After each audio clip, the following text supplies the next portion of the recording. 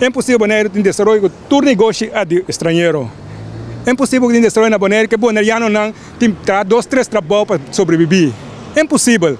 Então, é qualquer abuso de inteligência de gente, humildade de um pueblo, para sobretudo boss, Hulanda ponemos aí não, para bisa coi, é que está trazendo um problema. Mas não dá nada. O problema tem solução solução internacional.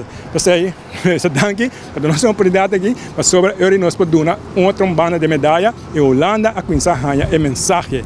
Não está para louco, Hulanda a nombra a Edison Rijna, pone na Nashonnan Uni. Dicom, passou nos bolsos da Nashonnan Uni. Na Nashonnan Uni, nos casos da riba mesa de país na enang. Então, ora na ponta Hulanda, assunto que está, Hulanda, pouco bisa que Boneiru não existe mais. Pouco bisa, mas que aí coloca na papel, são os reportes nacional, que prova que nós traduz para lograr, a producente, único que pode fazer, põe boneiriano e na aqui, bisa Boneiru, bisa costa boa na Boneiru. Tem de pobre, eu não gostamos de pobre não.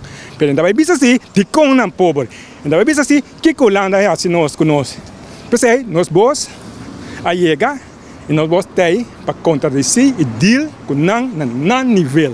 Essa é a nossa logra grande para Boneiru, nós somos de Boneiriano a chega. Então, nós temos que dedicar isso aqui, não bisa, na nosso antepassado, não. Casi eu não sei. Nossa história, nós não sabemos.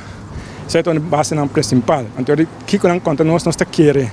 Nós não sabemos que essa linha de salo está na Hulanda, onde o país é mais rico. Salo está ouro. Tempo na Boneiru.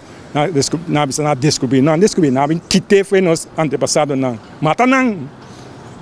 Nós traz com ele, nós antepassados não, foi de África, põe na entrada nessa linha aí. Você quer significar entrada nessa linha aí?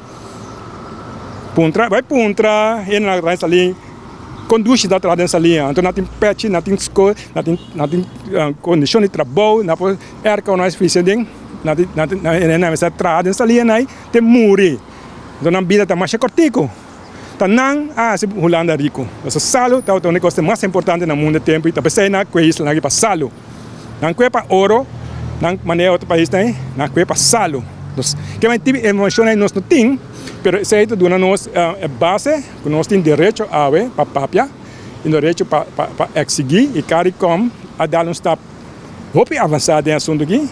Não chama reparations. Então, é buscar justiça reparatória.